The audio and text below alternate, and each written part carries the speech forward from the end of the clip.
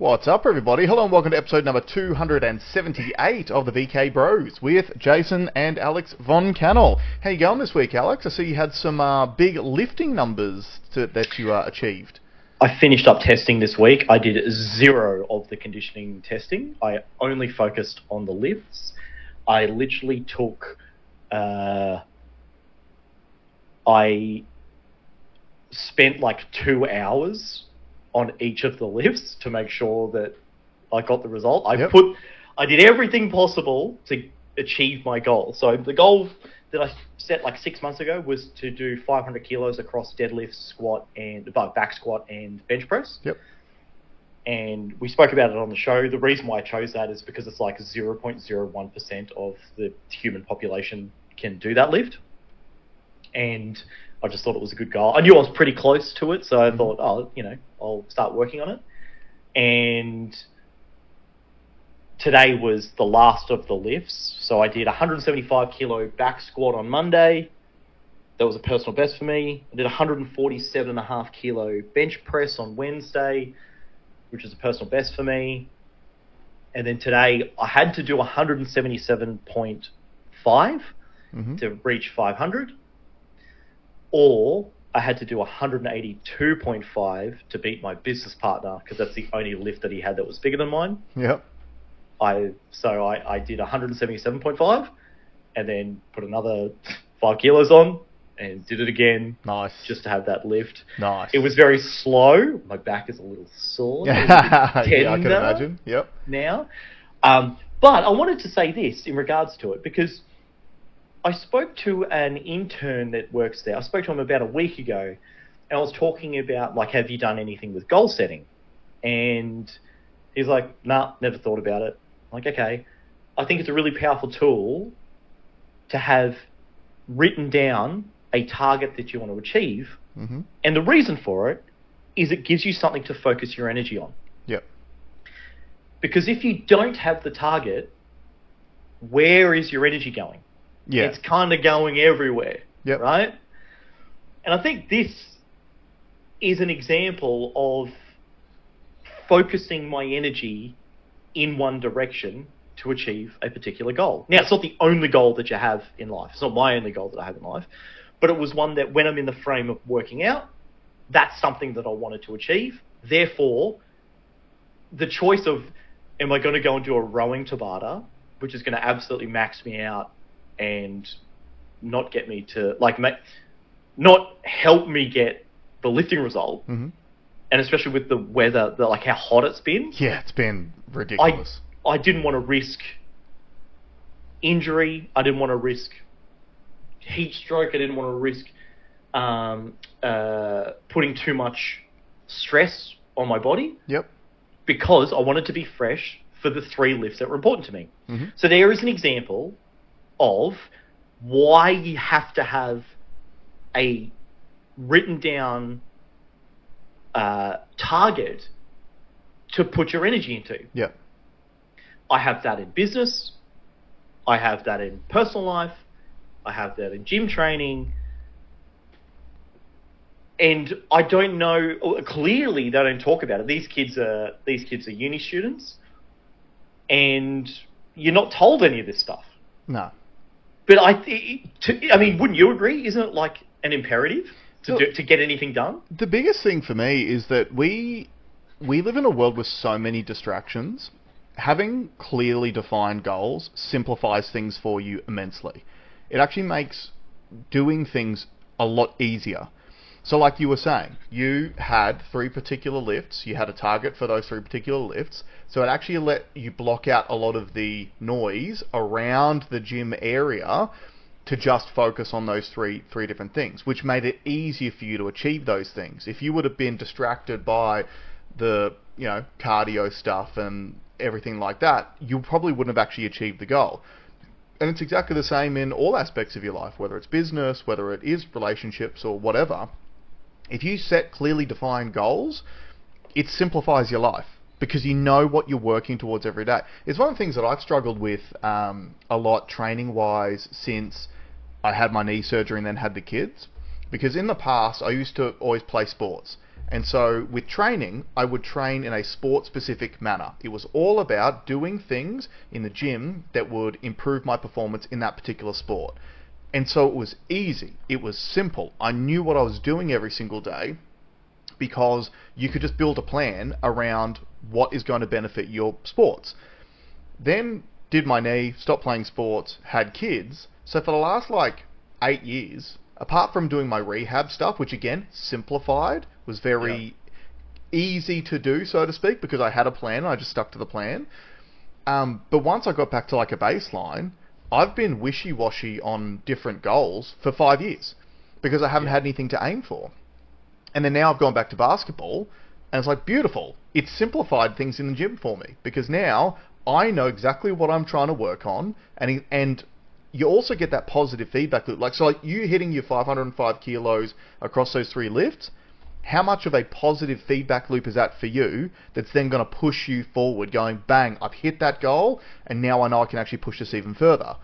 And for me, it's something similar where I train in the gym to try to get better, and I already know, because we played last night, it's the last game of the season before the Christmas break, and we top of the table clash. We played the guys who were on top of the table, and we won by 10 points, and I felt great. And I can just tell in the 6 or 7 weeks it's been since I've started back at basketball, I'm a completely different player today to what I was when I first started back. And it's just because of the work that I've put in. But every single week I get to go and perform, and I get that positive feedback of it feels easier this week because of the things I've been doing.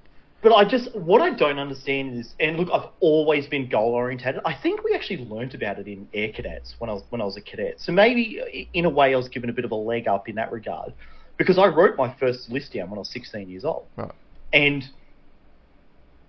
for those long-term listeners to the show, well, hello, thank you. For new listeners, I'll just roughly go through this really quickly. But at 16 years old, I wrote a bunch of things down, life achievements that I wanted, and it was very much medium and long-term goals. And those were written up to the age of 30. When I hit 30 years old, I had achieved all but one, and the one was the ridiculous one, which was to buy a Ferrari, which I actually bought a second house instead for my 30th, so I kind of let myself off the hook. But then for the next 2 years, I didn't do anything. And when I say I didn't do anything, I still worked, I still played, I still worked out, but in no direction. Yeah. And if I look back at that time now, I was not even close to my best. Yep. I don't want to use the word depressed, because I don't think I was depressed, but I was nothing. Yeah. I was going through the motions. Going through the motions is probably the best way to put it. I was going through the motions, and then I realized, I haven't reinvigorated myself with a new list of goals and achievements and targets. So I got my diary, flipped to the back, and I wrote down the things that I wanted in the medium and long term. And that just supercharged me. And from there, I just kicked this goal after goal. And I wrote, my list is ultra ambitious. The stuff that's on it, if I showed anyone, and that's hence the reason why I'm not going to tell anyone what it is, because that's my business. But it's insane. But I've already checked some of them off. I'm already working on one of the really big ones now. And then when this big one kicks, the final frontier is the next step. But I know, at least when I wake up in a day, I know where I'm directing my focus. Yeah, for sure. Yeah, it makes a massive difference. And even financially, knowing, we've had lots of conversations with people, and we've had lots of conversations on this show about people that, their families don't talk about money as young people, and it's something that we try to do a lot on this show, because it's really the lifeblood. It's the flow of energy through the system that we're in. And we'll be talking about it a lot today too, because we've got some economy stuff to get into. But have you written your goals down there?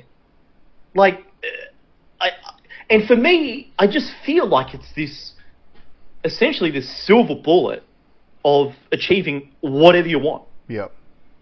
It's as small as writing it down and working towards it every day. Yep. Some people do vision boards, Yeah. Some people, like you said, write lists and write goals. And You have to have some sort of plan and some sort of structure, because otherwise you are just going to be kind of like I was with exercise over the last 5 years, just sort of floating around, doing some things. Pissing in the wind. You're pissing in the wind. Yeah, that's the best way of putting it, for sure. All right, let's get into the show. So, main things we're going to cover today is, it is super relevant to talk about the economy, because some of the predictions that we made over a month ago are starting to sort of come to fruition, even though at the time it was against what a lot of experts were saying. I do want to talk maybe later on the show, if you've got time, about Pauline Hanson. I made the observation during the week that the media coverage of Pauline Hanson feels very reminiscent of coverage of her in the 1990s. Yep. So we will get into that a little bit later on. But let's start with the economy. I caught an article earlier in the week from the ABC, which is good to know that it's from the ABC, because it is a left-leaning government propaganda arm, but even they are finding it difficult to keep towing the company line. So this came out on Wednesday the 26th of November. New monthly inflation data shows jump from 3.6% in September to 3.8% in October. Can I just put a quick note on there? And Absolutely. I don't know if they go in the article, but the figure we want to stick to is 2%. So essentially, we are almost 100% more than that. Yeah, we're almost double the target inflation number. Correct. Okay, so inflation jumped to 3.8% in October, up from 3.6% in September. The largest contributors to annual inflation were housing, plus 5.9%, food and non-alcoholic beverages, plus 3.2%, and recreation and culture, plus 3.2%. This is the first release of the complete monthly consumer price index, CPI, from the Australian Bureau of Statistics. So this is something that I want to focus on, because this is new. This is the first time they've ever done these statistics monthly. They normally do them quarterly. And the reason why I want to focus on that is because the leading cause of the change was housing. And what housing policy came out in October, Alex? More money. The 5% deposit scheme for first home buyers. So that, just in 1 month, that scheme pushed up the price of housing by 5.9%. I do want to play a little bit of devil's advocate there. Well, no, it's not even devil's advocate. Let's just call it the devil. The devil's in the detail. Mm-hmm. My understanding is that CPI does not truly show the way the calculation for housing, and I'd be interested to go and see it. Yep. Is not actually what we pay, it's something else. Yeah, it's not a real accurate reflection. I'm pretty sure they pull out rent prices too, because they say they're too volatile. Yeah. Yeah. So anyway, we'll continue on. It'll go through a bit of it in the article. So it says, Michelle Marquardt, ABS head of prices statistics, says it marks a transition from the traditional quarterly CPI to the complete monthly CPI as Australia's primary measure of headline inflation. Just scroll past the graphs if you like. Australian statistician David Gruen said the transition to complete inflation data every month will give everyone a quicker read on inflation. However, he said monthly data was inherently more volatile than quarterly data, so that would take some getting used to. He said the quality of the seasonal adjustments in the new monthly data would also improve over time. The benefit of the monthly CPI is that it's more frequent, he told the ABC. One drawback is that for about half the basket, we only have 18 months of data. And I just want to say, ding, ding, ding, just focus on that. Oh, and also the basket, what he's referring to is the basket is exactly what I was talking about before. The things that are inside that CPI calculation that they pick and choose. The basket is not a fixed thing. Yeah. That's why they call it a basket, right? Mm-hmm. They take some things out of the basket when it doesn't suit them, and they put things that are in the basket that does suit them. That's right. So for the seasonal patterns, the usual period of time that we use for seasonal adjustment is 3 years. So we will be doing seasonal adjustment on some part of the basket with less than ideal amount of information. So in terms of being confident about the seasonals, I think the complete monthly CPI is going to provide more information, but the quality of that information is going to improve as the length of time expands. So one mention I want to make on that, they've changed to a brand new system. And for some reason, They are only taking inflation data back from 18 months ago, which would have been February 2024. Which means, what happened between 2019 and 2024, Alex? 40% of the money supply was pulled out of fat air. It wasn't 40%. We doubled the monetary supply in 5 years. Between 2019 and 2024, we went from having $1.13 trillion worth of Australian fiat currency to 2.26. We doubled it. So in other words, we halved the value of every single one of those dollars, which was that's the key driver of inflation, was the money printing that we participated in that period. This essentially accepts the status quo at the beginning of 2024 as the new normal. So why that is important, it's something that we've argued before on the climate change thing, which is you'll find that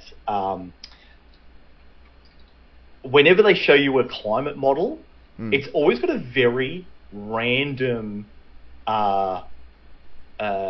specific date range. Yeah, they're like, did you know that the temperature has gone up X amount since December 13, 1982?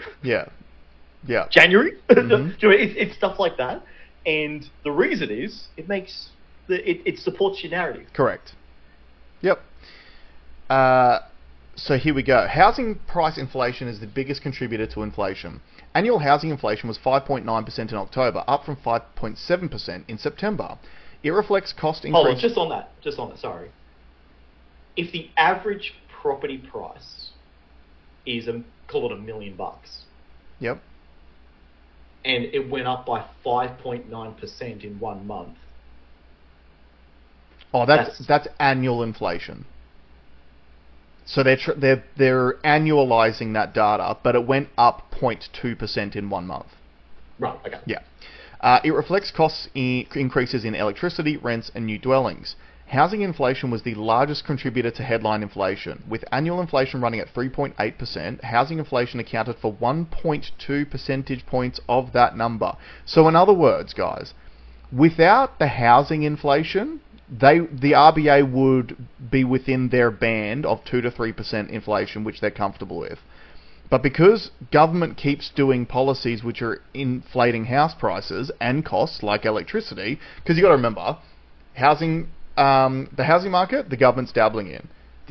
Do you think the government's dabbling in the energy markets, Alex? Yeah. Yeah. So that it's... Well, hold on. It's only their biggest policy that they've got. Exactly. So This is a direct result of government policy, is essentially what I'm saying. Electricity costs were a big contributor to housing inflation. The annual rise in electricity costs was running at 37.1% in the 12 months to October, up from 33.9% in September. So when they keep saying renewable energy is the cheapest form of energy, just because they keep saying something over and over again does not make it true. That is an old school neuro-linguistic programming technique, and it works. I can give you an example. So I was talking to some young people about this last week, and one of the girls there, she had a great idea. The government should just pay for solar panels on essentially every rooftop surface. I was like, cool.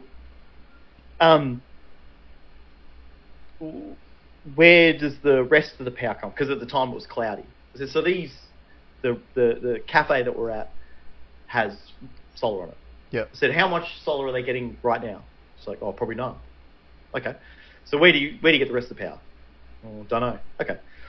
How much is it going to cost to put panels up there? Oh, I don't know. But there's a cost associated with it, right? Yeah. Okay. How dangerous would it be to have people climbing on roofs, on every single roof in Australia? And she hadn't even thought about it. I was like, well, when we had the pink bats thing, remember when we were going to put home insulation for free, people died. Yep. Okay? Because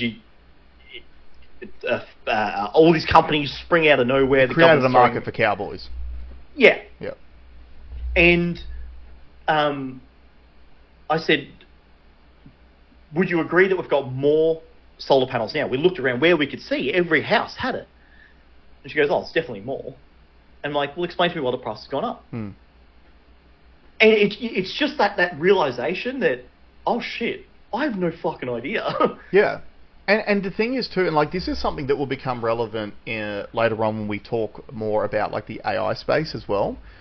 One of the things which I believe is a psyop, but it is creeping into a bunch of different sectors, is this idea that through technological advancement, even though we are saying the technology is better, the price will go up over time, which is the polar opposite of the way that technology has advanced up until this point.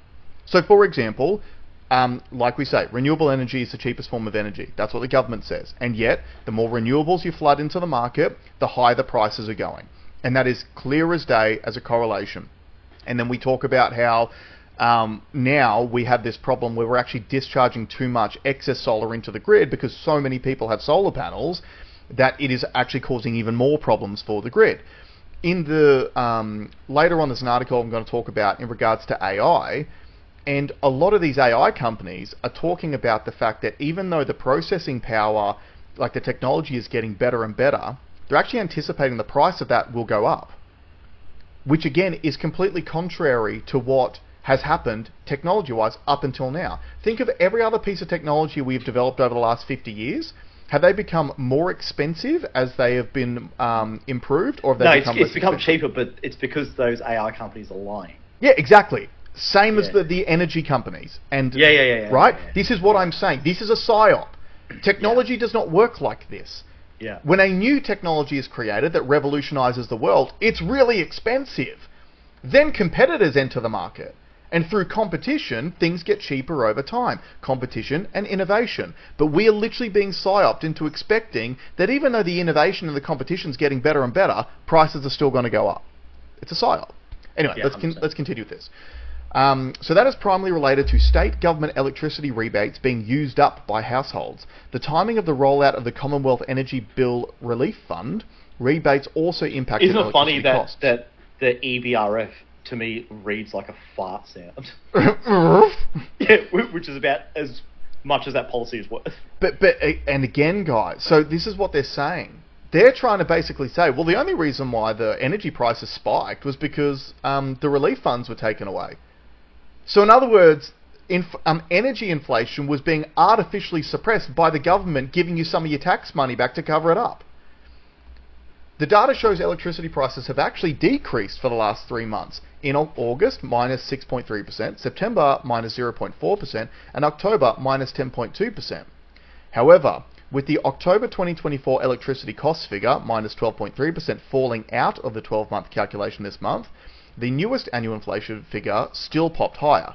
And again, this is something we mentioned on the show when they started doing all of these energy relief packages. When the government commits to paying for your energy for you, there is zero market pressure on the energy providers to reduce costs. But now that the rebates have been used up, what happened to energy prices over the last 3 months? They've started going down because there's actually an incentive for the energy providers to be a more competitive product because they can't just rely on the government to pay the bills. But our bills have gone up. The retailers have gone up. Yeah, look, the bills have absolutely gone up, but like they're saying, the price of energy over the last 3 months has gone down. The wholesale price of energy has gone down, yet the retail price has gone up. Exactly. Yeah, let's go down there. Okay, here we go. This is where it starts getting interesting. Will the RBA consider lifting rates? But economists say the overall strength of inflation means the Reserve Bank's job has become more complicated. EY Chief Economist Sherelle Murphy says the RBA will not lower rates at its interest rate meeting on December 9, which is its last meeting before the summer break. By the way, EY, and this is going to come up in the future as well, Ernst & Young, yep, they're a consulting company. Yep. Just so you know. So EY, Ernst & Young's chief economist, says the RBA will not lower rates. Yeah, our government loves a good consultant. Consultant, that's the one. Yeah. A rate hike may even be considered, given the next Monetary Policy Board meeting is not until February, Ms. Murphy said. the Reserve Bank needs to reverse the recent trend and get inflation moving back to the midpoint of the target band, while knowing that the full impact of the 325 basis point rate cuts delivered this year so far have not been fully felt. If the re-acceleration in inflation is sustained over coming months, recognizing that the monthly number may be exhibiting some volatility, interest rate hikes are more likely than cuts in 2026, she warned. You could have heard this first on the VK Bros months ago. We told you this was coming. We told you to plan accordingly. Yeah, man. And now that the chickens are coming home to roost. ANZ economist Adelaide Timbrell said the new inflation data increased the risk that the interest rate easing cycle had ended. It should be noted that the RBA board is likely to assess the new monthly CPI cautiously, as the monthly data has limited history, which undermines the accuracy of the seasonal adjustment process, adding risk to the trimmed mean, which relies on seasonably adjusted data, she said.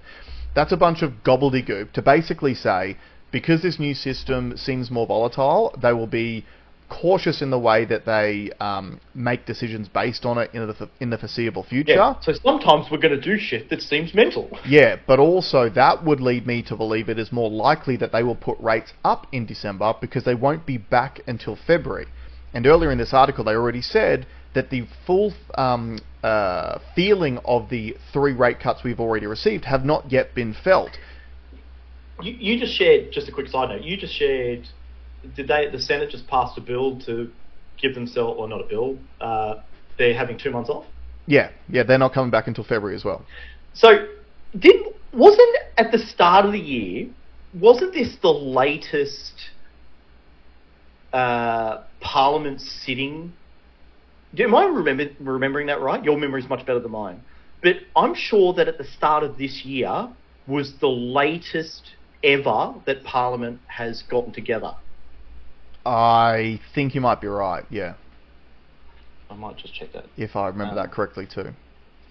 And remember, was it late last year or was it the year before? It might have been last year. They just jammed through a bunch of policies, like bills, in the last 2 weeks.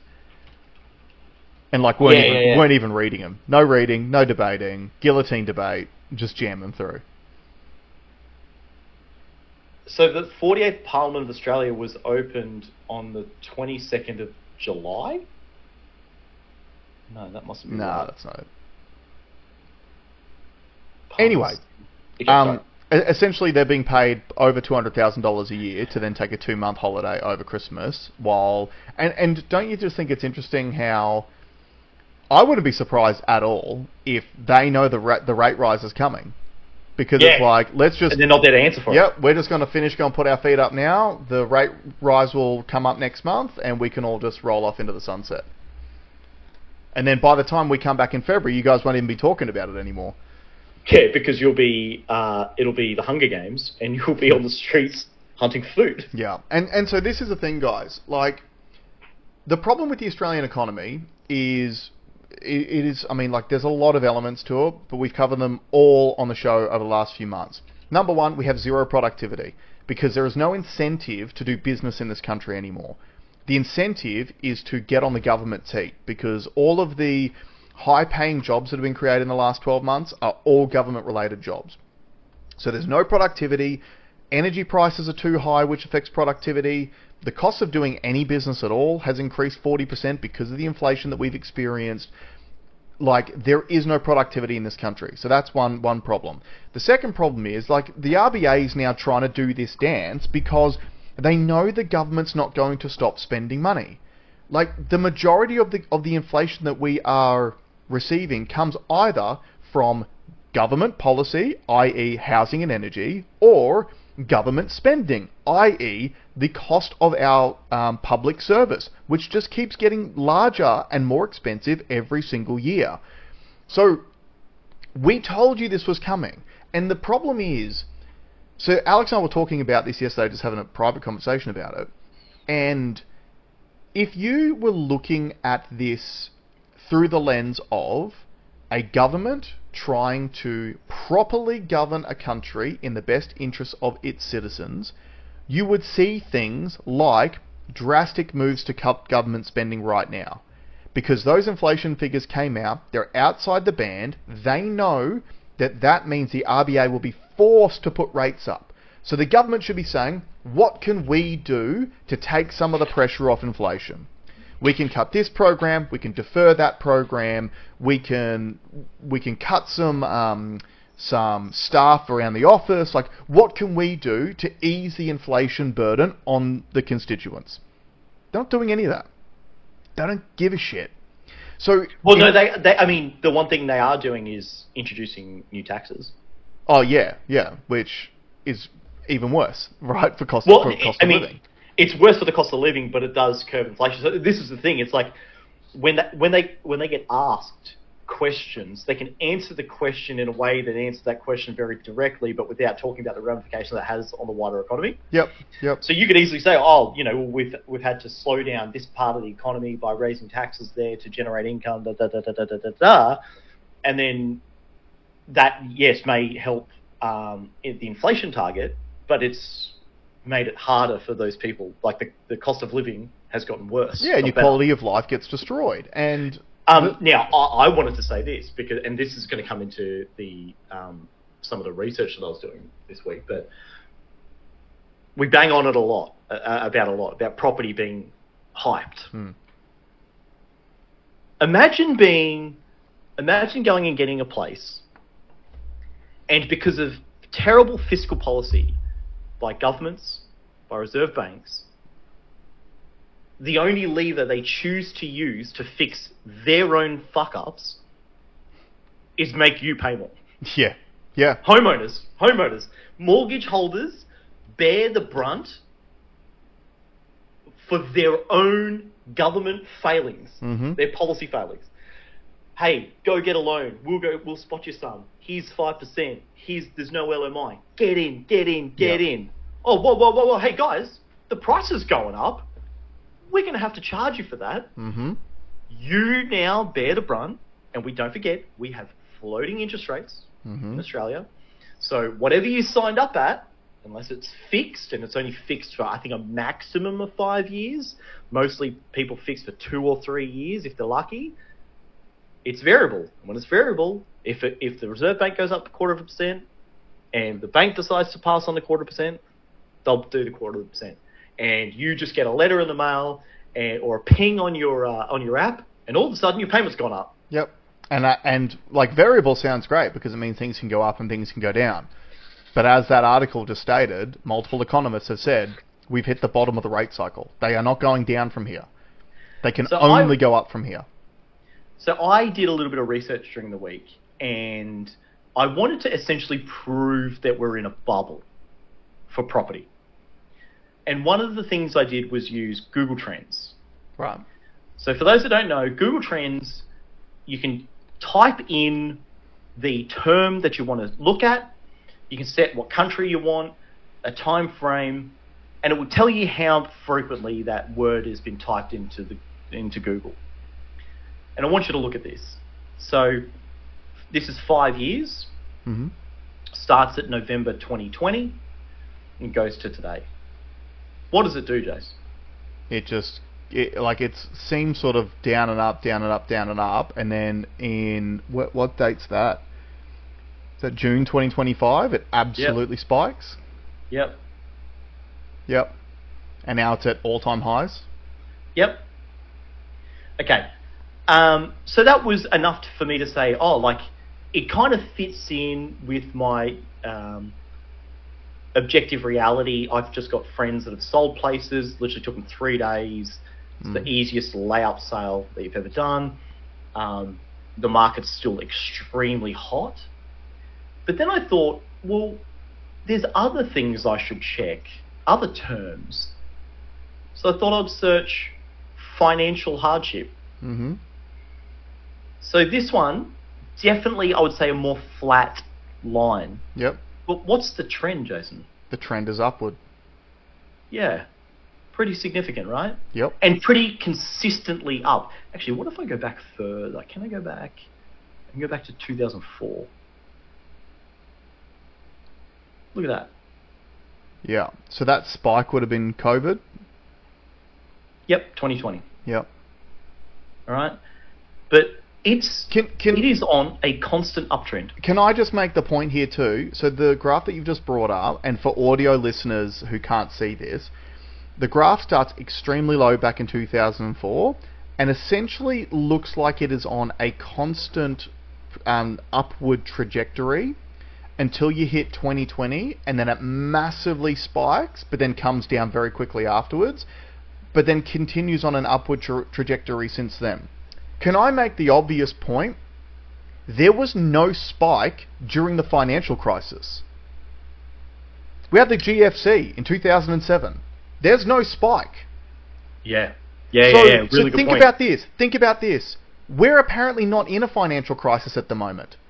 But the rate at which people are searching financial hardship online is almost twice the height of where it was during the GFC. Yeah. And we ain't even in a crisis yet. The thing that I pull out of it, I pull out of this and this is one will equal the other. So a spike here will show here down the track. Yeah. Yep, of course. Okay? And I thought I would just do this as a this to help sort of prove the fact that people don't even want to know. Like, I'm engaging with these people, and I can only engage. This is one of the reasons why I have the show. Is like, we probably get 100 to 200 people a week that listen to us, and at least those people we get to speak to. But apart from that, I'm only talking to like one-on-ones or one-on-twos to talk about these ideas. I thought I'd look at this one, inflation. It's sure, sometimes it was spiking, but as a trend, it's actually coming down as a trend. Yeah, people aren't looking at it. Yeah, and people don't even know what it means. They don't know what it means. Yeah, they don't know what it means. But this one heartened me a little bit. Okay, I searched what is money. Ah, interesting. Okay. So I had some of these interns ask me during the week. They said, "Oh, do you have any business advice for us?" And I said, "I've got heaps, but I just want to give you one piece of homework that you have to do before we see each other next." And they said, "What's that?" I said, "Go find out what money is." And then this is when they've said, "Oh, we don't talk about it. We don't really know." I'm like, "Understand? That's what I'm telling you. Go and look and go and find out." The fact that we have been on a constant uptick here of what is money is a great sign for at least a cohort of people. Yeah. If I had to guess, these people aren't these people. I agree. Yeah. Okay. So there is a correction coming. Yep. There is money to be made in the Yes. chaos. Absolutely. There are, it's funny, at coffee, I made the claim that rent is cheaper than a mortgage at the moment. And one of the girls scoffed at me. "Oh, did you just say that rent's cheaper? Rent money's dead money." And I said, okay, zoom out for a moment. What is rent and what is a weekly mortgage payment? It's a payment essentially for the same thing. Yep. The same asset is being used the same way by the mortgage holder and the renter. Now, yes, the mortgage holder, after 30 years, will own that asset. However, the renter has spent much less money to occupy the same space. Yep. Probably half as much over that period of time. So that number actually diminishes over time, right? Yep. So the longer you're in the place, so if you were to compare a rent, so let's say like for like, let's say $1 million property, someone renting a $1 million property, someone buying that $1 million property, the first couple of years is the biggest difference between rent and mortgage. Yep.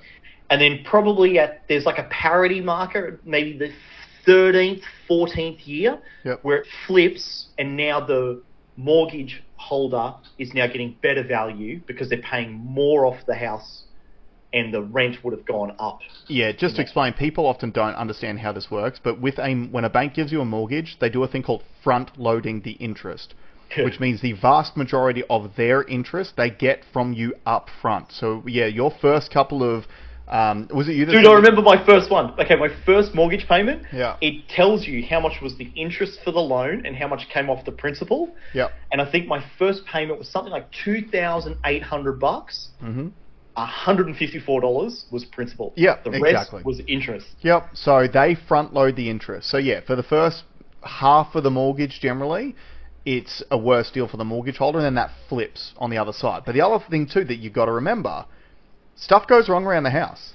So like we've had this experience at our place because our house is older. It was built in the 90s. So in the last 2 years, we've had to replace a bunch of stuff. Hot water system. I literally had the springs on my garage door snapped yesterday. So I just had to have someone come and replace these springs because otherwise you literally got to deadlift like 100 kilos to try to get the garage door up. Easy. Oh yeah, it's fine. But like stuff just happens. There's wear and tear. And these are all the things that as a renter you don't have to pay for. Home insurance is something that a renter doesn't have to pay for. Yes, a percentage of your rent goes towards the insurance and the cost and that sort of thing. But like... Dude, rates, water. Yeah. Don't pay for it. Why do you think that everyone talks about... Yet. I don't know how this works. I've got gas. I've never paid for it. Yeah, right. But like, why do you think that everyone in this country talks about how bad negative gearing is for the taxpayer? It's because every property is negatively geared. That's a rental.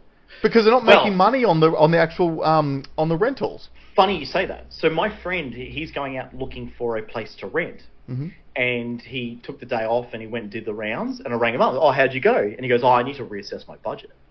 I'm like, oh, like you're going to have to spend more money. He's like, no, less. Interesting. What do you mean? And he said, well, so he's got kids, so he wants 3 bedrooms. Yep. So he goes, oh, I'll spend $1,000 a week. $1,000 a week, I'm happy to spend $1,000 a week.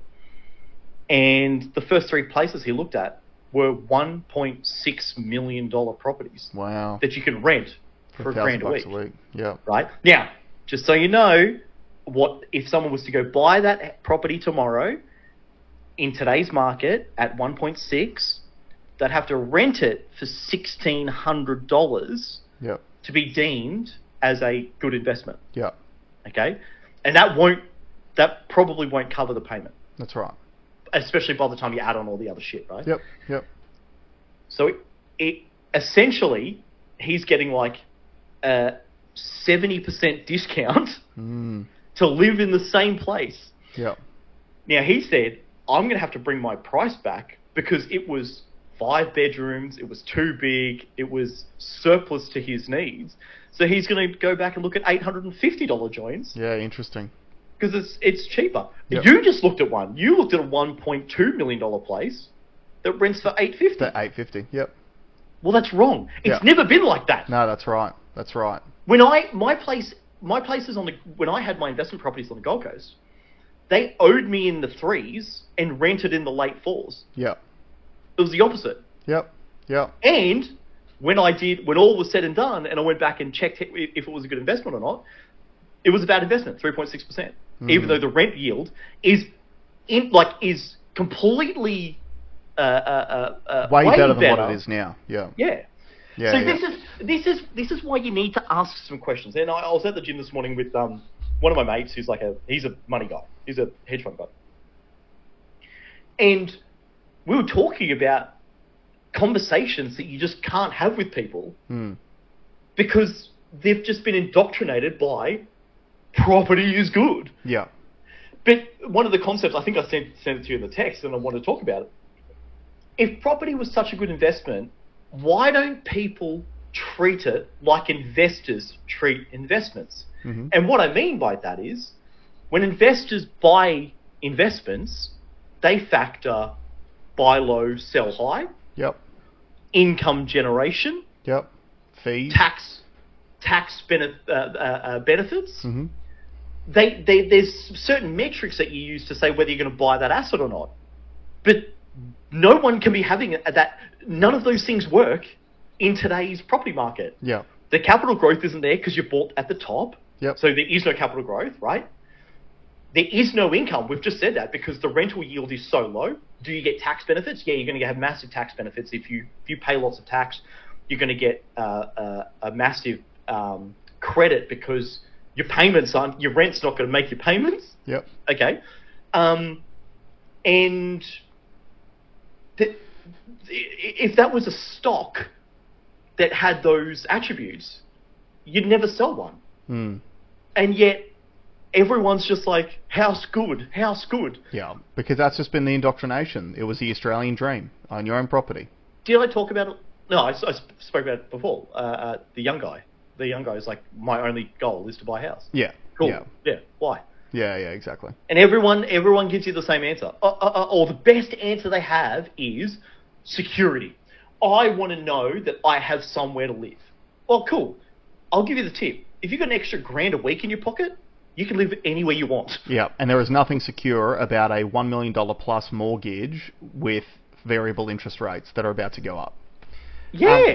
Let's keep on this vein though, because can you bring up the AI story, because this is all relevant as well. So while you bring that up, we're talking about the correction coming, particularly in Australia, and that correction is going to be an everything correction. It's going to be housing, it's going to be stocks, it's going to be crypto, it's going to be all of it. Because the reality is, there is nothing that the government is currently doing or any other catalyst. So like we're still a year and a half away from the next election. So there is no catalyst for change that is coming that could potentially change policy and bolster our economy. Everything is going to be more of the same for the next year and a half. In a country with zero productivity, with surging energy prices, surging housing prices, and inflation. Arguably falling productivity, because if all the jobs that are being created are government jobs, they are by definition non-productive. Yep. Therefore, the only direction our productivity could be going is down. Yes, and you have to think, in market conditions, we've got things like builders going bankrupt every single week because they already can't afford to run their businesses. When interest rates go up, it becomes even less affordable for them to run their businesses, right? So, sorry, can I just do a quick? I just want to do a quick thing here, because property developers are getting a really bad rap at the moment. This is not me defending them, but I just want to explain a little bit of context around why there's no such thing as low-cost housing. Yeah. So when a property developer goes and gets a parcel of land, right, and they want to chop it up and do stuff to it, they've got the option to build essentially whatever they want, as long as it meets council regs. Yep. Whatever they want. However, lending criteria says that, like, if you're not going to make a certain amount of money on this, the risk is that the less margin there is in the sale of that asset, the more risk you are to the bank, to the lender. Yep. Therefore, the more margin you increase, the better the business case is for the lender to lend you the money. At a lower rate too. At a lower rate, yeah, because as the risk profile decreases, the interest rate can decrease as well. Yep. So let's say you have been willing, you've got $10 million that you're willing to essentially put on the line and develop a piece of land. Now, property development is not easy. No. Like, the government hasn't been able to build any houses. They've just bought pre-existing ones, right? Yep. So even our government can't do it. These property developers are I'm not talking about, like, land banking is a different thing. Yep. I would say that's a bad thing. But a property developer is a productive thing. Yep. Grab a piece of land, put houses on it, sell the houses, move on. Yep. All right? It's actually a productive thing. That's why every development that you see are mansions or expensive units. Mm-hmm. Because they have no choice. They're the only ones that have margin in them. Yeah, you can't, like, the same piece of land, you could either do high risk, low yield. Yep. Or low risk, high yield. Yep. What are you going to do? Yeah, exactly. And, like, with all these builders too that have been going under, the reason why they're going under is directly because of government policy.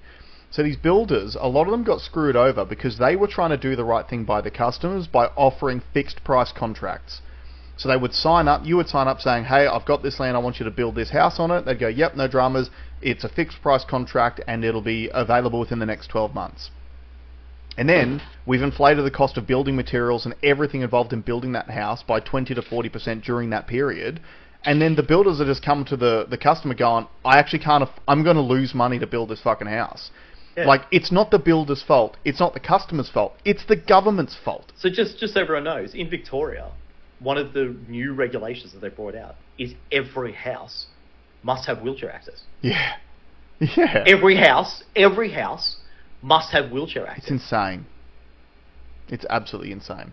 Anyway, so this story here is something that we've mentioned on the show, and that I think I in particular have had my eye on, because the AI companies are essentially holding up the entire stock market. So everyone talks about the Magnificent Seven companies, the tech stocks. Nvidia is essentially the biggest company on the planet and the most profitable company on the stock market.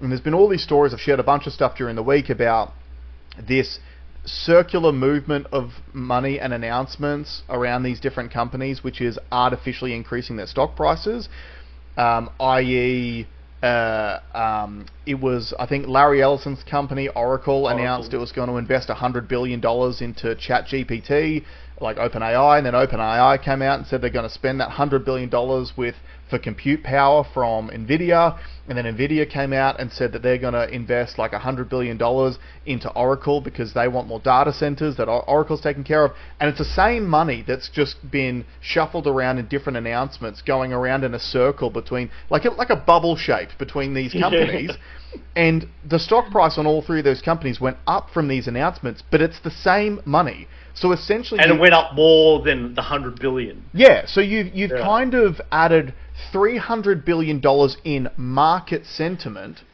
for $100 billion, right? Yeah. Which is a bubble.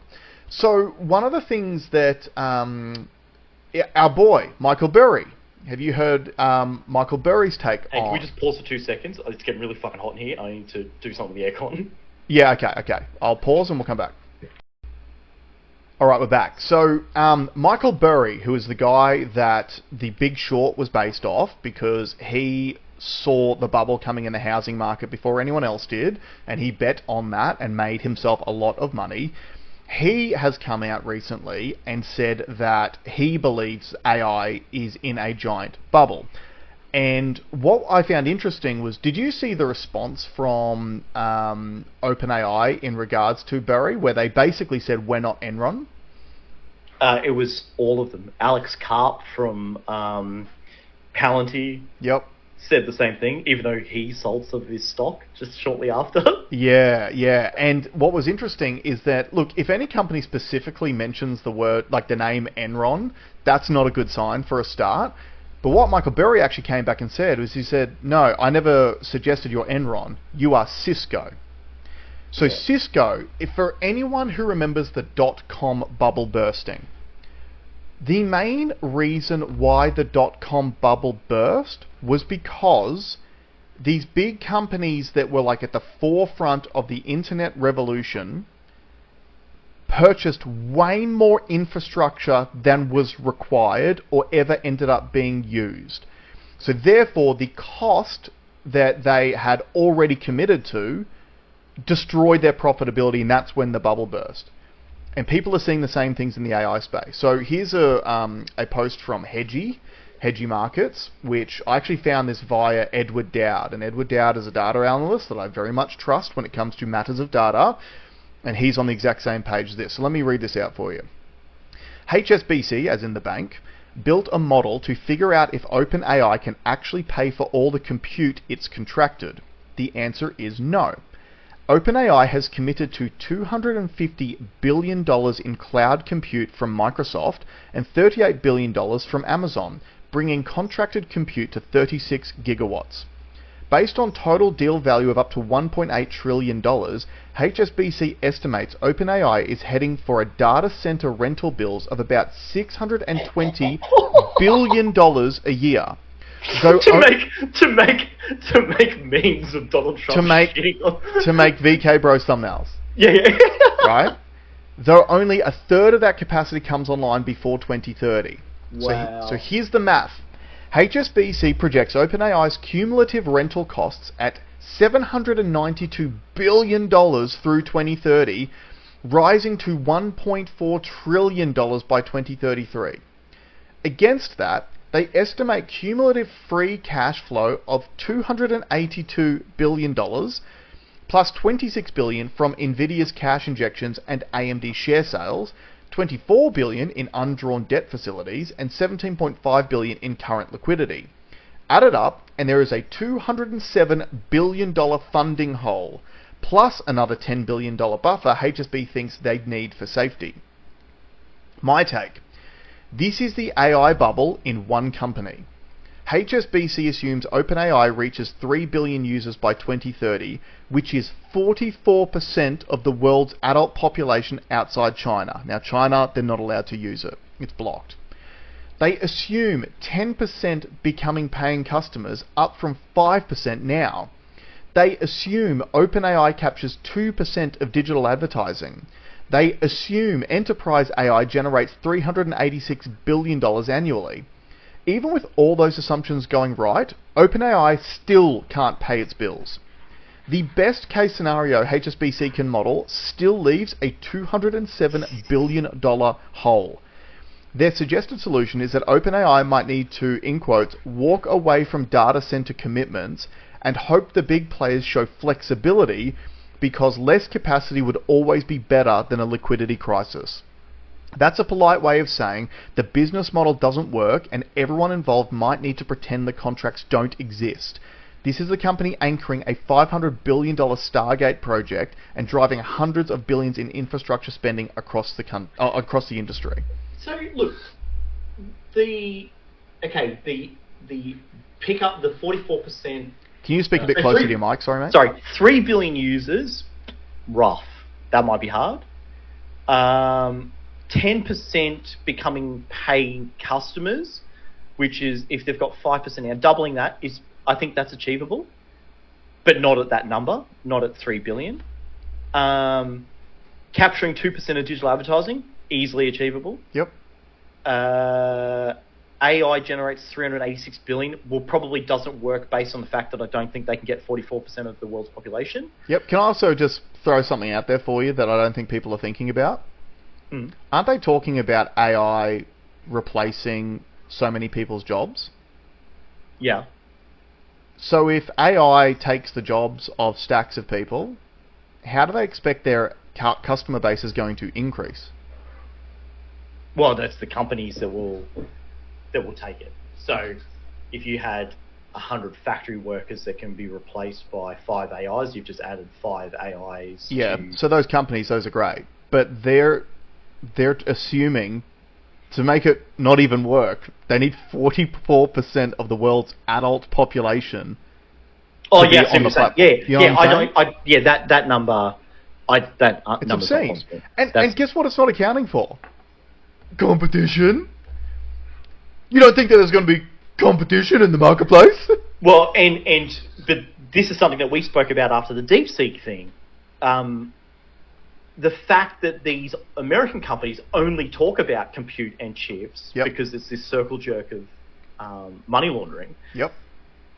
You don't need the compute power, even at those numbers, if you make your models smarter. Mm-hmm. But they're not even looking at making the models smarter. They're just like, oh, add more compute. Add more compute. And the reason why you want to add compute is because it's actually adding some tangibility to the share price. Yes. It's a real thing. Now, there is another issue with this too, which I don't have a resource for, so I'll try to explain it as best as I can. But I saw something on CoffeeZilla. He was talking about this. And one of the reasons why Michael Burry has his concerns about OpenAI in particular is he believes that they're doing an accounting trick to make their books look much more profitable than they actually will be. And what he's based that on is OpenAI recently changed their projections for, depreciation of their GPU chips from 3 years to 6 years. Yeah. So what OpenAI is trying to say is that these chips that we've always said we could only get 3 years out of, we're actually going to be getting 6 years out of them. And what Michael Burry is saying is they're lying, because there's no way they're going to get 6 years out of these chips. Therefore, they're literally halving their chip costs to their investors. That's one of the reasons why he thinks this is a giant bubble too. Yeah, but so yes, he could be right, but he could also be wrong. Absolutely.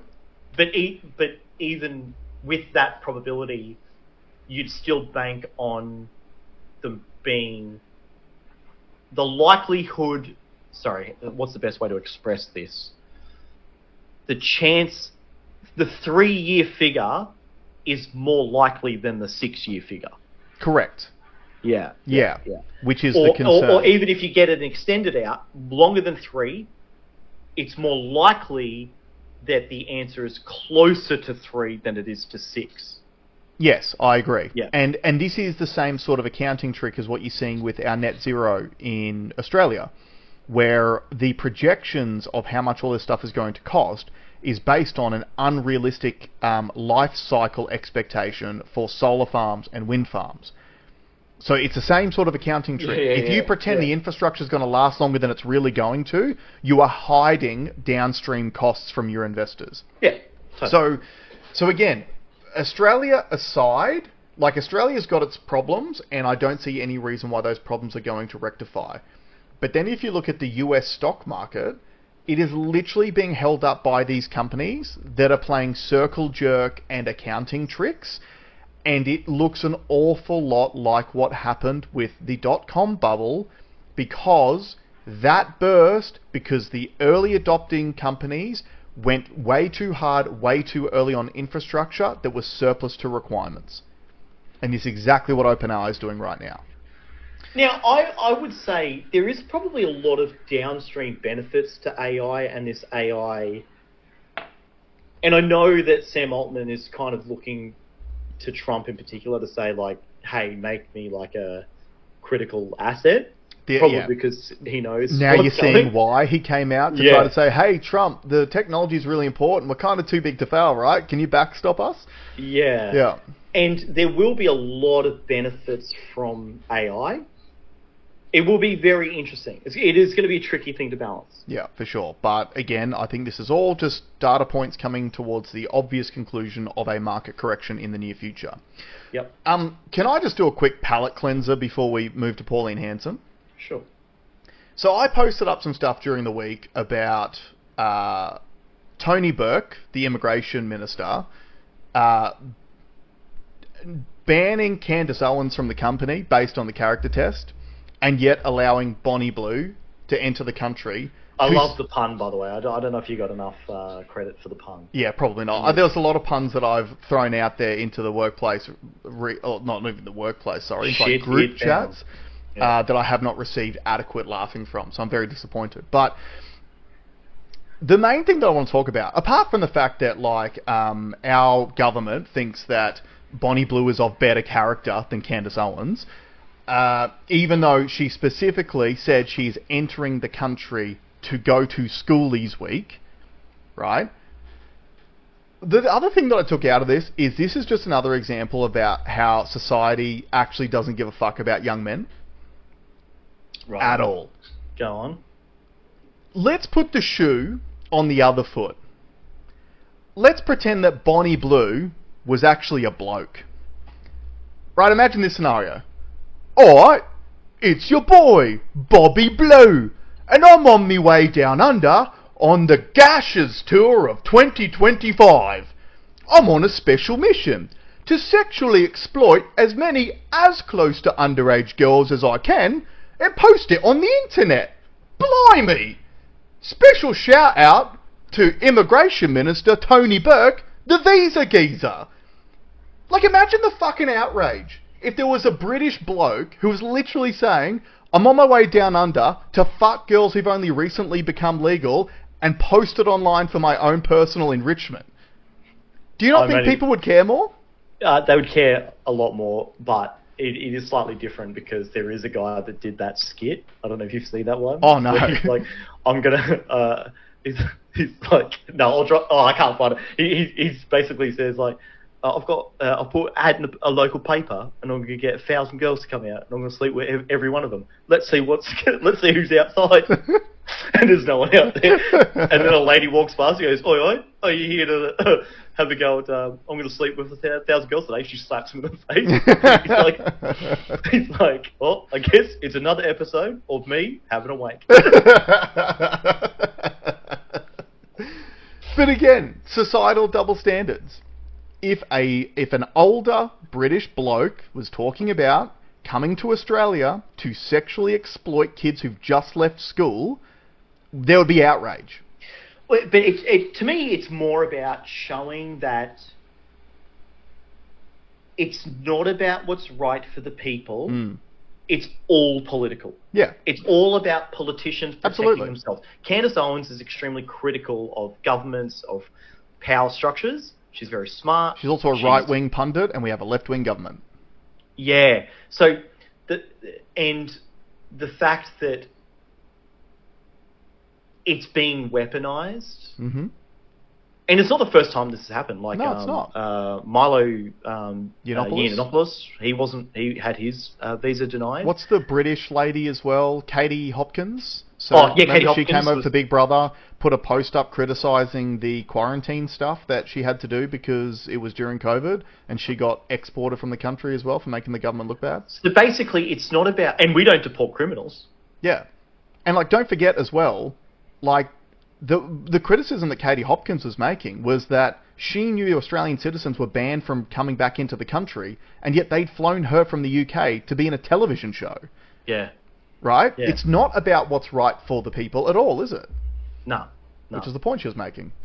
Anyway, so that was my nice little palate cleanser. I did like the line, Tony Burke, the visa geezer. I think that was...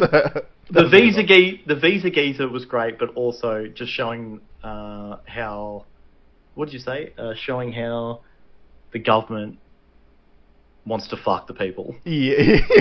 Yeah, that was not a good one. I also enjoyed the Gashes tour of 2025, as we are in the Ashes series at the moment. Alright, let's move to Pauline Hanson to wrap up the show.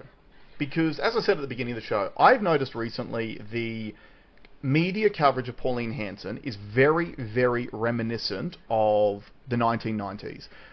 And the reason why I've noticed it is because in the 90s, I fell for it. Just like everyone else did. I thought Pauline Hanson was a racist. I thought she was a bad person. I thought that she, well, you know, all of her policies came from xenophobia and all these bad things because that's what the TV told me. And you got to remember, back in the 90s, this is the pre-internet world. We didn't have social media to go and discuss ideas in a massive social forum. We had the TV. And our TV back then only had 5 channels. And 2 of them were government funded. And they all said the same shit. So, in recent weeks, I've noticed, since those polls came out that we covered on the show that showed that One Nation's first voter preference was sitting at like 18%, and the Liberals were sitting at like 24%. So if One Nation cannibalised a bit more of the Liberals Party first preferences, they could literally flip them and become the second party in Australia's 2-party preferred system. Media coverage of Pauline Hanson has been horrendous in the last 2 to 3 weeks. And obviously culminated in the burqa stunt. Now, for those of you who didn't see it, if you hadn't, essentially the One Nation Party attempted to bring a bill to the floor for debate about banning face coverings. And the whole purpose of it was for security reasons, because if you're wearing a face covering to conduct some sort of business, we have no idea that you are who you say you are, or you could be a criminal concealing your identity using... It's the same argument as not letting trans dudes into women's toilets, right? It's like, yep, most people are probably doing the right thing, but you have to protect the vulnerable from the people who want to do the wrong thing, and if you create a loophole that makes it easier for them to do the wrong thing, they are going to exploit the loophole, right? Mm-hmm. So they tried to bring that bill to the floor, and it got shot down by both Liberal and Labor and the Greens. They didn't even get to debate it. They just didn't even allow it to be brought to the floor. So the next day, Pauline Hanson entered Parliament wearing a burqa. to the immediate screeching of certain members of Parliament. Screeching is such a great word for it. Yeah. It was unhinged, dude. Yeah. Now, here's the irony. They banned Pauline Hanson for 7 days for wearing a burqa in Parliament. So there's all of this performative bullshit that happens in Parliament all the time. And you got to remember, it was only maybe a few months ago, they actually banned people from wearing the Australian flag in Parliament. Yeah. And yet, for some reason, they're allowed to bring the Palestinian flag into Parliament. And for some reason, other people are allowed to bring certain props into Parliament. Like one of the Greens members brought a dead fish in a few months ago. Like it's ridiculous. And obviously, it is a different standard for Pauline and One Nation than it is for everyone else who agrees with the government on the majority of things. Now, the reason why I wanted to bring up the burqa thing in particular is because I could not believe how quickly, the media firestorm... Well, I could believe the media thing, but I also posted up. I went looking for a picture of Pauline Hanson. The first thing that came up was her Wikipedia page saying she was a suspended Australian senator. Yeah. And it didn't say for only 7 days. It was suspended. And it was on the day that it happened. Yeah. So someone went onto Wikipedia on the day that it happened to update her to say she's suspended. Just so everyone knows, Wikipedia has been massively corrupted. Yep. So just be really... If you're using it, be really, really careful. It is It's ideologically charged. Yeah. Yes, absolutely. And so for someone to actually go to the effort to update it on the day is obviously huge, because you got to think as well, Wikipedia is one of the data sources that all these AI companies pull from, right? And it will be seen as a trusted data source for a lot of these AI companies. So not only that, which shows like a coordinated effort to discredit her, but I wanted to bring this up. She got a 7-day suspension for wearing a burqa in Parliament to literally make a point. So she wanted to ban the burqa. They didn't even let her bring a bill forward. Then she wore a burqa, so they banned her. Pure irony, right? But Lydia Thorpe, a few weeks ago, at a rally outside of Parliament House, threatened to burn Parliament House down to make a point, and didn't even get sanctioned. Have you got the clip that I sent you there? Play this. So we stand with you every day, and we will fight every day, and we will turn up every day. And if I have to burn down Parliament House to make a point, I am not there to make friends. I am there to get justice for our people. So, I didn't realise that this garment here was an Aboriginal artefact. Me neither. So again, Lydia Thorpe came out after the fact, after it was actually Pauline Hanson that tried to take her to task over this, to say, hey, are you going to censure this woman who literally has put out a threat to burn down Parliament House? And Lydia Thorpe came out and basically tried to play it off like it was a figure of speech, which, if everything else went in the right-wing way of discussing things and communicating, we would be totally fine. Yeah, okay, figure of speech, no dramas. And yet, the leftists in the government and in the Greens want to take everything that a right-wing person says as literally as they possibly can, or even twist it when it's not even literal to prove a point. So, for example, earlier in the year when, it might have been this year, it might have been last year, when, it was when the Queen died. So the Queen died, a Senator, Maureen Faruqi, who hails from Pakistan, literally celebrated the Queen's death. Now, for those of you who don't know, when you become a member of Parliament, you have to swear an oath to the Crown. So she swore an oath to the Crown and then celebrated when the Queen was dead. Pauline Hanson pointed that out and said it was disgusting, and also said, if you hate the country and the monarchy so much, why don't you piss off back to Pakistan? She got sued and was accused of being a racist. That's not a racist comment to make. She didn't say, hey, you dirty Paki, go back where you came from. She just made the comment of, if you hate this country so much, why don't you go back to the country of your birth? And she was accused of being racist. So now, you've got this absolute double standard of Lydia Thorpe saying, if I have to burn down Parliament to make a point, I'll do it. As if, like, that's okay. Yeah. It's not okay. And again, I don't want to be all, like, pearl clutchy over it, but how much have we spoken about in the last 5 years about words inciting violence, for example? So you might say it's a figure of speech, but there could be some low IQ retard in that audience going, yeah, let's burn down Parliament, who actually goes and does something about it. To me, my concern is it's just a lack of consistency. And Correct. You said this a lot, which is like the really successful countries out there that are building great civilizations have consistency under the law. Mm-hmm. And here, our parliamentarians, there is no consistency. There appears to be no consistency. People can get away with stuff. You know, you've got Labor government not like holding back any information that might harm them in the slightest, redacting stuff.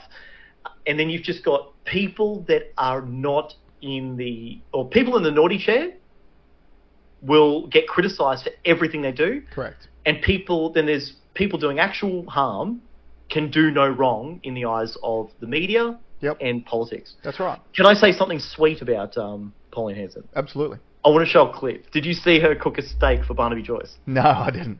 Okay, so Pauline Hanson has been expelled from the Senate for 7 days over her Burkestan. One Nation senator shrugged off her antics over a steak dinner with Barnaby Joyce. Now, left-wing media said, look at this idiot. She's cooking steak on a sandwich iron. Right? But have a look at it. A dinner date with destiny? Pauline wines and dines Barnaby.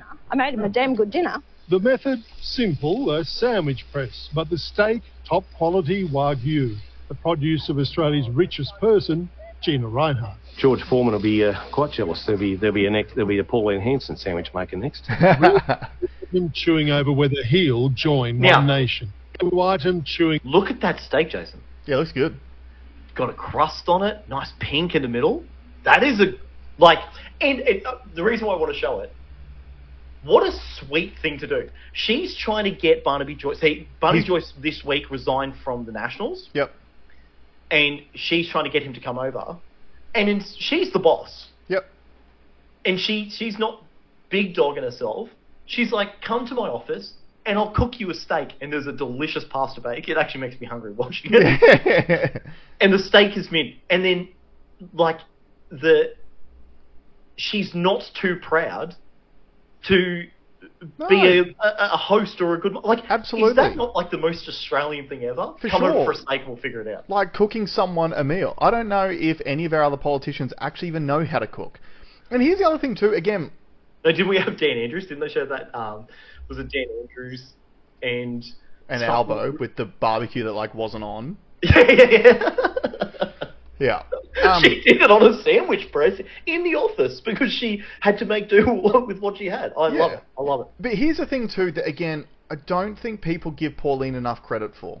The vast majority of our political class have never had a real job, let alone run a business.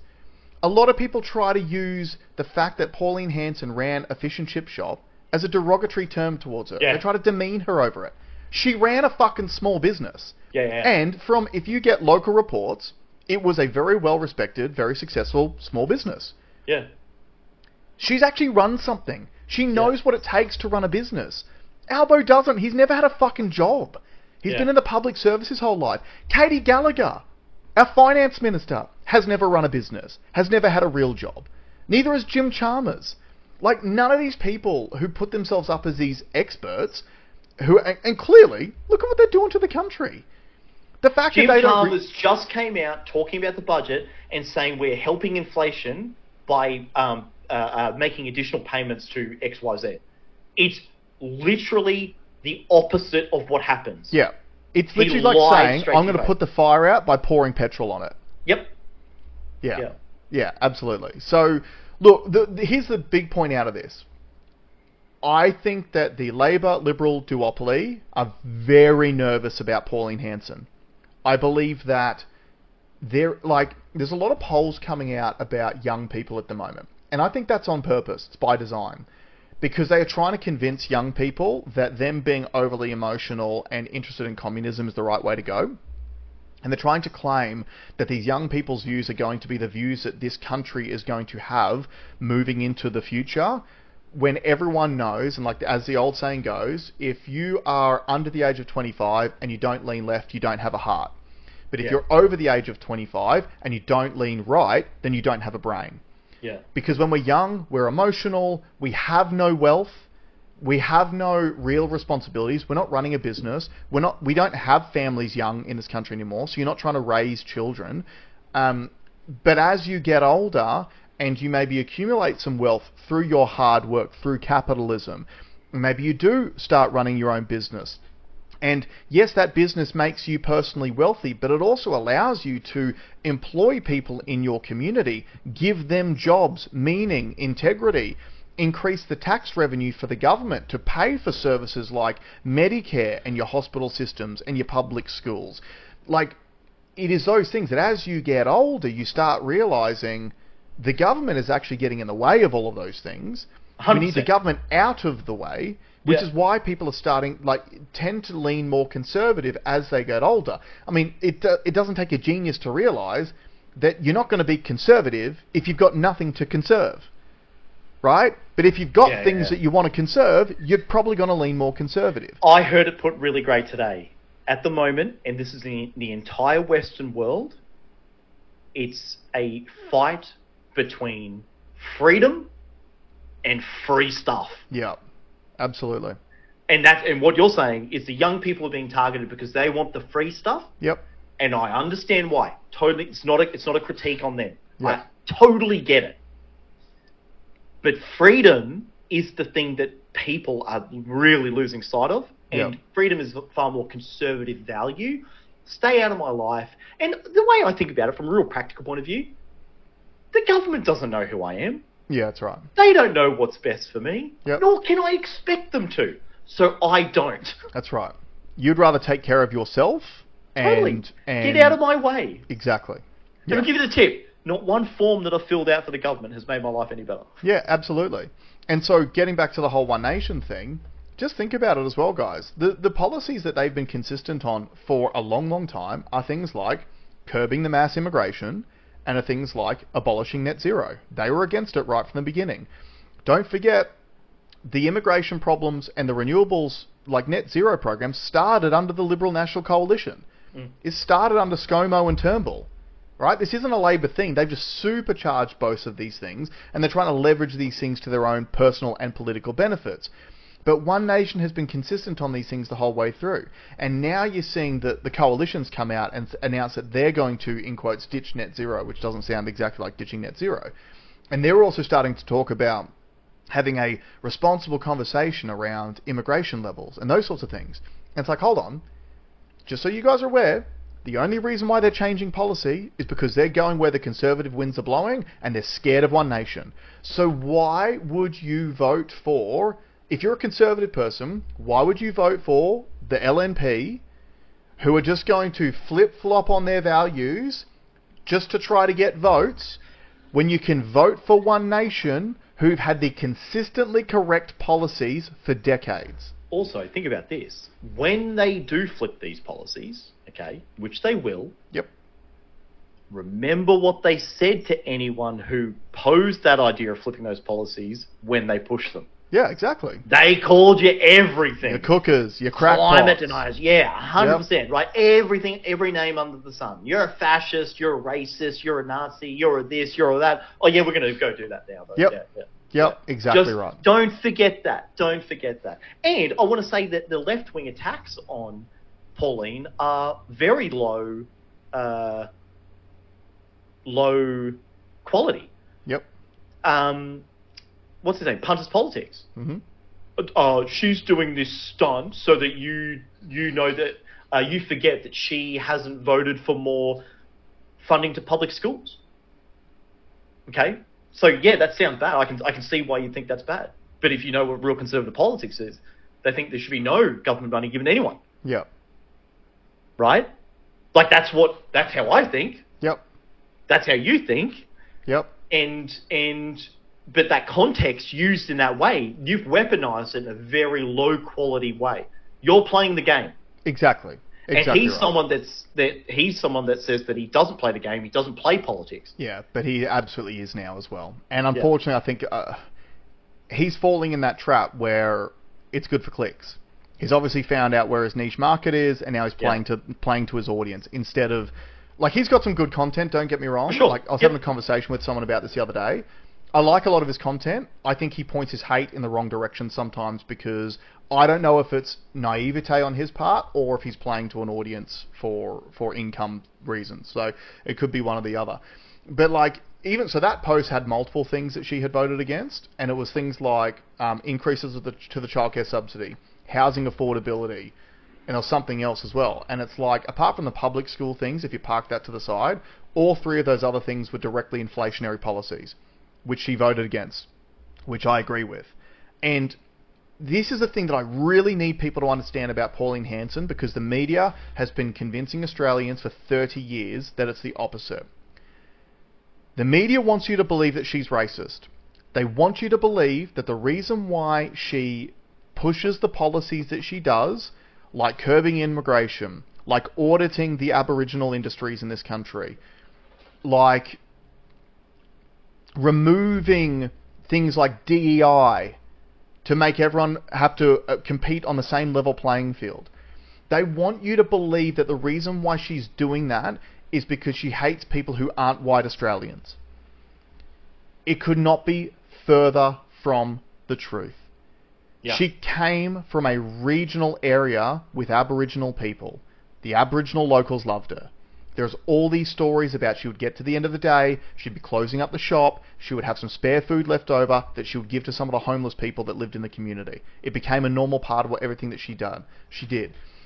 You are not racist if you think that every single person, regardless of your colour, ethnicity, creed, where you come from, whatever, should have the same opportunities as everyone else to play on a level playing field. That's the opposite of racism. Yeah. You are racist if you think certain groups should be given special leg ups because of their skin colour. Yeah. You are racist if you think that white people who had nothing to do with colonising the country should feel guilty and have less rights because of things that they had nothing to do with. Like, this is how upside down the world has become. She's not a racist person. She just wants everyone to be given the same opportunities and play on a level playing field. That's the opposite of racism. And this is, I think, the difference between a lot of right-wing politics and a lot of left-wing politics. The left sees all the different divides in every single situation. The right wing's not looking at it. So it's the left that talks about race all the time. The right doesn't give a fuck about race. Yeah. We care about... so, like, for example, what's happening down in Victoria at the moment. I just posted up something today. They've just given the police new laws to be able to stop and search anyone that they want to now. Yeah. So we live in a country now, a Western liberal democracy, where things are going so good that we've had to give police the powers to stop and search anyone on the street for any reason. And there's all of these people who are anti that, which I'm anti it. I don't think that they should be doing that. You shouldn't be harassed by the police just because they think you might be holding something you're not supposed to.